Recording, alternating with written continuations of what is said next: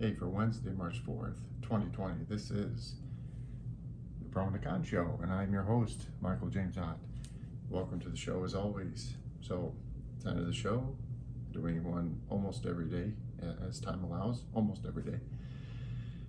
Okay, we got to be better citizens. We got to be focused, ferret out the truth ourselves. What is the truth? It's the who, the what, the where, and the when, right? And try to put aside a lot of the rhetoric and propaganda that's out there, and as the name implies, the pro and con show, right? Pro and con, good and bad, for and against. The issues before us are not one-sided.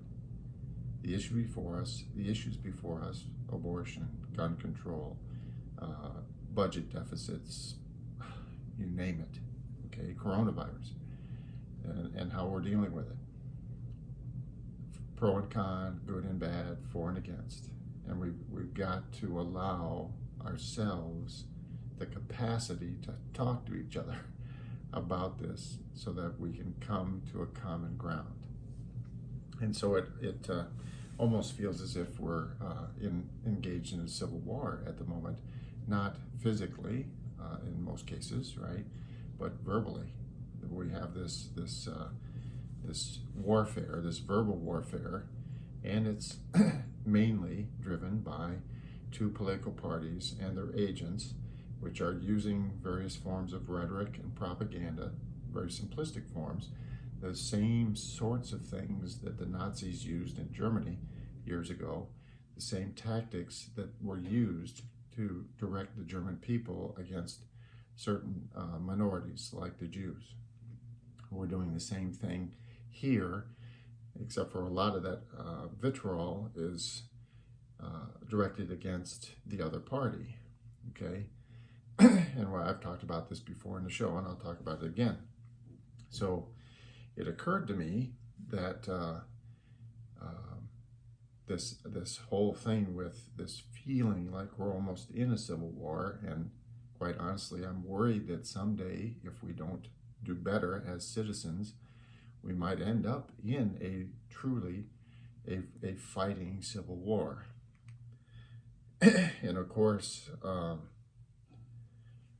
we've had one of those back in the 1860s. We had a civil war fought mainly over slavery issues. There were other issues as well, but mainly over slavery. And there are some words that we are very fortunate to have in our history. Words that feel like they were effectively given by God to inspire us to be better than what we've been in the past. And some of those words happen to be Mr. Lincoln's words when he went to dedicate a monument or a memorial at the Gettysburg battlefield. And so they're very short words, but so very, very, very powerful. And really, please listen to them, because today I hope you will see what kind of insight they provide you and I as we go about being better citizens of this great country, the United States. 77 years ago, our fathers brought forth on this continent a new nation, conceived in liberty and dedicated to the proposition that all men are created equal. We are now engaged in a great civil war, testing whether that nation, or any nation so conceived and so dedicated, can long endure. We are met on a great battlefield of that war. We have come to dedicate a portion of that field as a final resting place for those who here gave their lives that that nation might live. It is altogether fitting and proper that we should do this. But in the larger sense, we cannot dedicate, we cannot consecrate, we cannot hallow this ground. The brave men, living and dead, who struggled here have consecrated it for us, far above our poor power to add or detract. The world will little note, nor long remember what we say here, but it can never forget what they did here.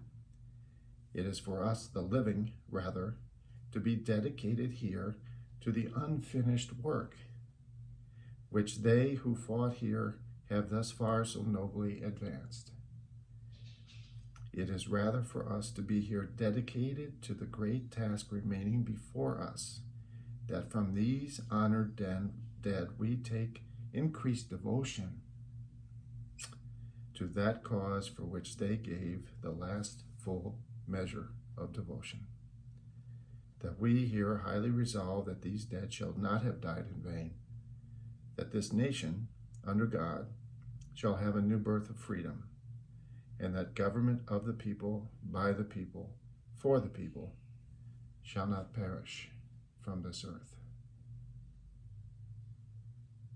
Yeah. Great words. Great words. And I hope you please go. Obviously, the Gettysburg Address is everywhere on the internet, the local public libraries, obviously at the Lincoln Memorial in Washington, D.C. Go seek the words, read them for yourself. Let's be better citizens. I'd like to emphasize that last part, okay? Of the people, by the people, then, and only then, for the people.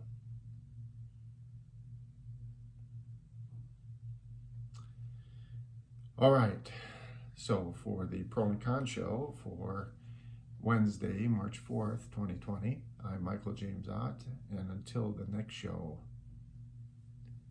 bye for now.